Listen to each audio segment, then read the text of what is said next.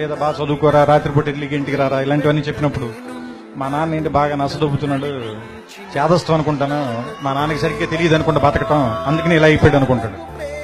ఇక్కడికి ఒక 20 ఏళ్ళు 25 ఏళ్ళు వచ్చి ఒక అమ్మాయిని పెళ్లి చేసుకున్న తర్వాత ఒక ఫ్లాట్ రెంట్కి తీసుకోవటం, ఉద్యోగం చేయటం, నెలాఖరికి వచ్చేసరికి అప్పులు చేయాల్సి రావటం, బిల్స్ కట్టాల్సి రావటం, ఇలాంటప్పుడు నాన్న మనం వరి అనుకున్నంత వేస్ట్ ఏం కాదనుకుంటే బాగానే మేనేజ్ చేసినట్టున్నాడు 4 పిల్లలు, కానీ మనకి దీనమ్మ ఇంకా ఒక్కడిని కూడా కనకుండానే ఇంత కష్టంగా ఉంది మనకి అనిపిస్తుంది.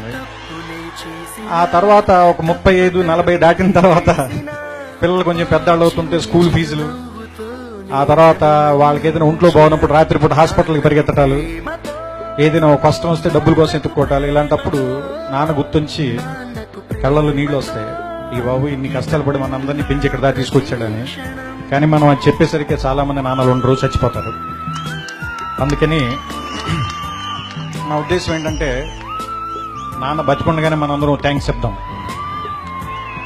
మన భారతీయులందరికీ కూడా ఒక డే అనే దాని మీద పెద్ద నమ్మకం లేదు. ప్రేమని ఫిబ్రవరి 14 రోజులు మాత్రమే ప్రేమించి ఆ తర్వాత ఆడపిల్లని చంపేద్దాం, వాళ్ళ మీద యాసిడ్ పోసేద్దాం, అలా కాకుండా జీవితాంతం ఆడపిల్లని ప్రేమిద్దాం, తప్పేం లేదు. అలాగే అమ్మను కూడా సంవత్సరంలో ఒక రోజు ప్రేమించి మిగతా అన్ని రోజులు కంచాలు విసిరేసి తిట్టటాలు అవి కాకుండా అమ్మని జీవితాంతం ప్రేమిద్దాం. అలాగే నాన్నను కూడా ప్రపంచంలో సంవత్సరంలో 365 రోజులు ఒక రోజు కాకుండా 365 రోజులు గుర్తు తెచ్చుకుందాం. అంటే నా ఉద్దేశం it's an vote to father. ఎందుకంటే ఫాదర్స్ సరిగ్గా గుర్తింపు లేకుండా మిగిలిపోయిన ఒక పాత్ర అనిపిస్తుంది నాకు, కావ్యాల్లో గాని, నాటకాల్లో గాని, సినిమాల్లో గాని. అంటే అమ్మని డ్రమటైజ్ చేసినంతగా మనం ఫాదర్ ని ప్రపంచం ముందుకు ఎక్కువ చూపించలేకపోయామా అని అనిపిస్తుంది. కానీ ఫాదర్ నుంచే కదా మనం వారసత్వం కూడా తీసుకుంటాం. ఫాదర్ ఇచ్చే డబ్బులు కాదు, ఫాదర్ ఇచ్చే పేరుని తీసుకుని ముందుకెళ్తాం. ఫలానా వాళ్ళ అబ్బాయి ఇతను, ఫలానా వాళ్ళ మనవడు ఇతను, లేదా ఫలానా ఫ్యామిలీ నుంచి వచ్చాడు ఇతను.